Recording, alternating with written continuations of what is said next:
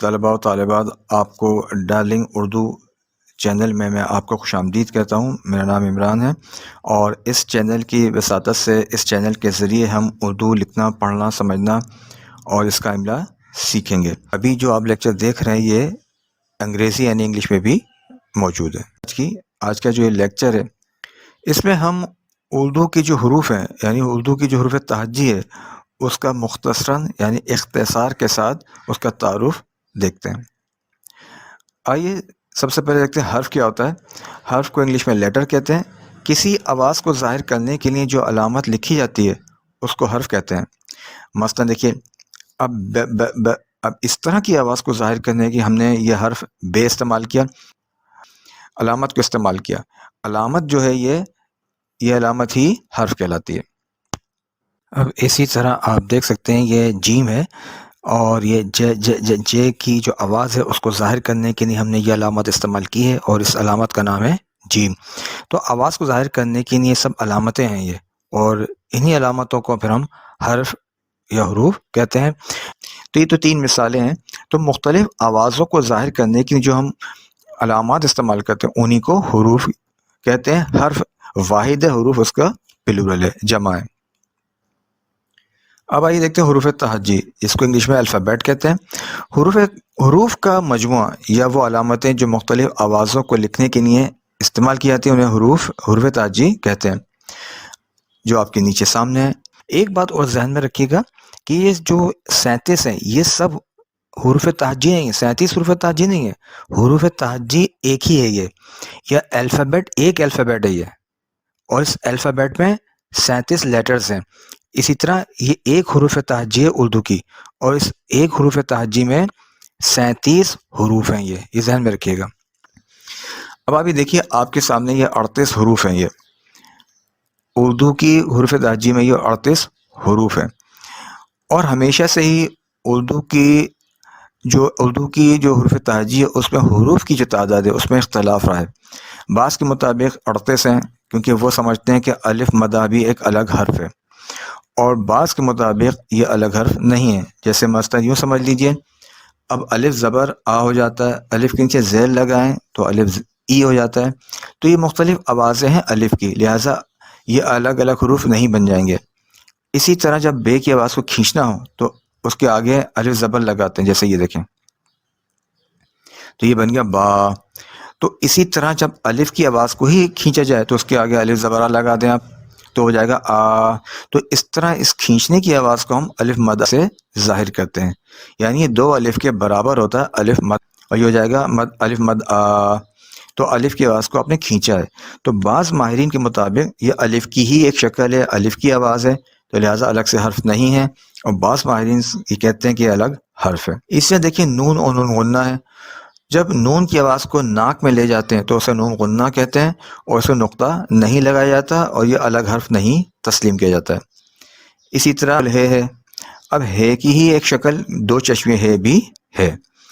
بعض کے مطابق دو چشمے ہیں الگ حرف ہے، اور بعض کے مطابق یہ الگ حرف نہیں ہے، یہ ہے ہوتا ہے اسی کی ایک شکل ہے یہ۔ اسی طرح بعض ماہرین کے مطابق حمزہ بھی ایک حرف ہے، اور بعض کے مطابق حمزہ ایک الگ حرف نہیں ہے۔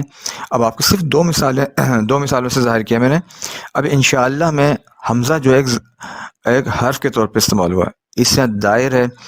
دائر میں دیکھیے، دال الف زبر دا، اور ہم الف ر زیر ار، تو الف ر زیر ار کی جگہ ہم نے حمزہ استعمال کر لیا، یہاں پر بھی ایک حرف کے طور پہ استعمال ہو رہا ہے۔ تو بعض ماہرین کے مطابق یہ ایک الگ حرف ہے۔ اب طلباء و طالبات یہ دیکھیے، اب یہ 15 حروف ہیں، یہ مرکب حروف کہلاتے ہیں، اور یہ دو چشمے ہے سے مل کر بنتے ہیں۔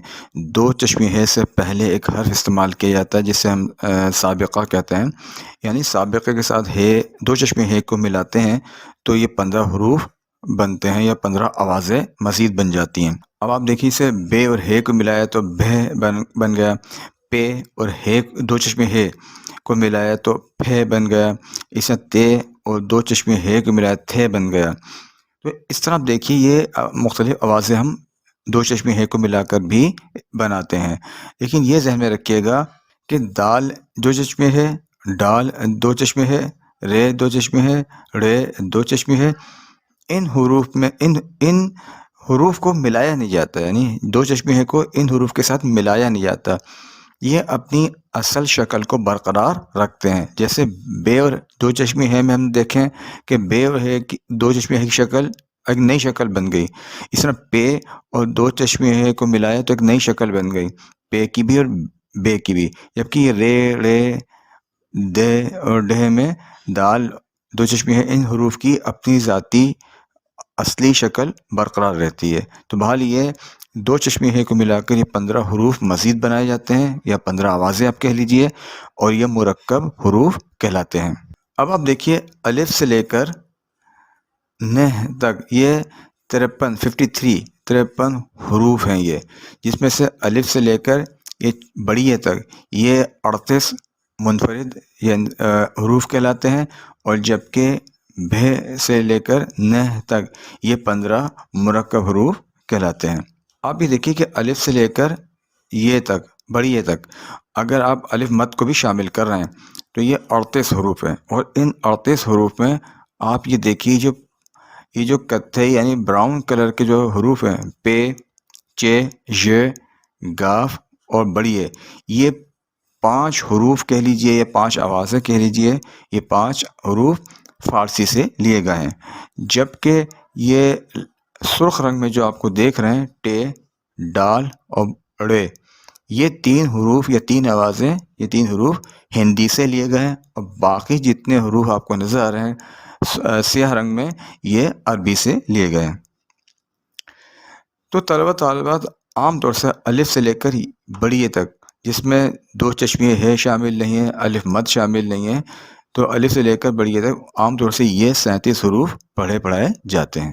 امید ہے آپ کی یہ حروف تہجی کا جو مختصراً میں نے آپ کے سامنے ایک تعارف پیش کیا ہے آپ کی سمجھ میں آیا ہوگا، اور آپ کے ویڈیو دیکھنے کے لیے میں بہت شکر گزار ہوں۔ بہت شکریہ آپ کا۔